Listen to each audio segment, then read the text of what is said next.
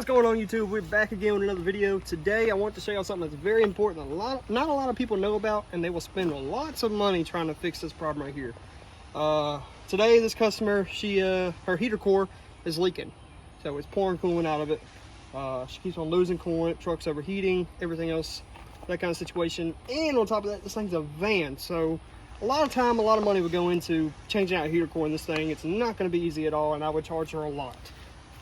So to save that money and help her out, we are going to do a bypass on the heater core, which is very simple, very cheap.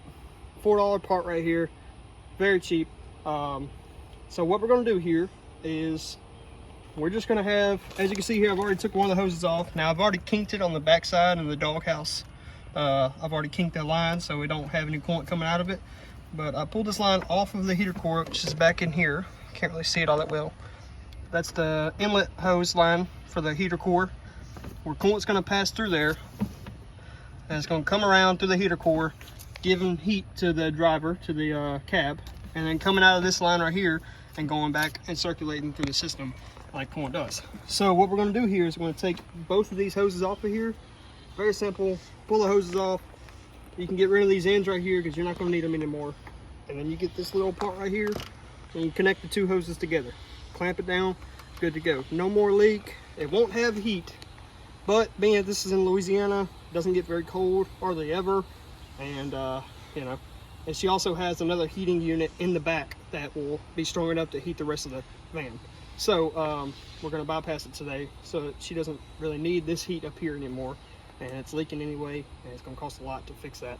So we're going to bypass it completely.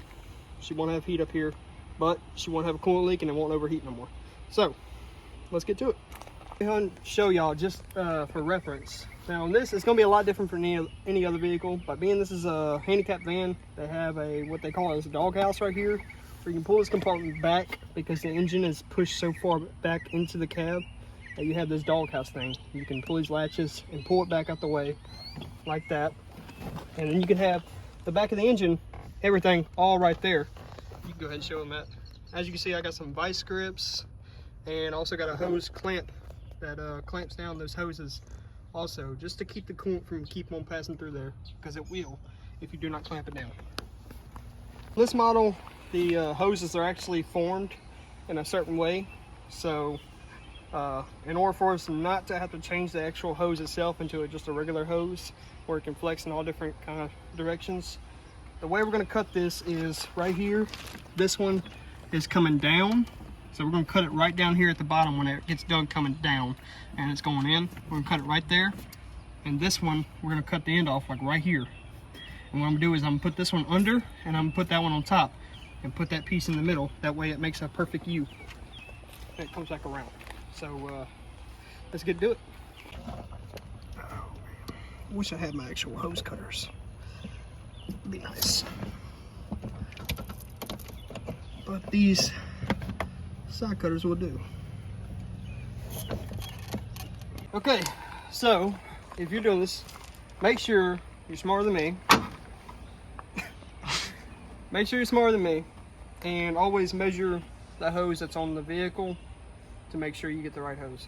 Usually, commonly, the heater hoses on any vehicle is usually going to be 5/8 or 3/4. I knew this for sure wasn't going to be 3/4 because of the size of it. I can just tell by looking at it. So I said, okay, it's going to be 5/8. One got a 5/8 one. Turns out the hoses on this particular vehicle was 9/16. So we had to do some rigging and sanding down on the actual little connector that we bought.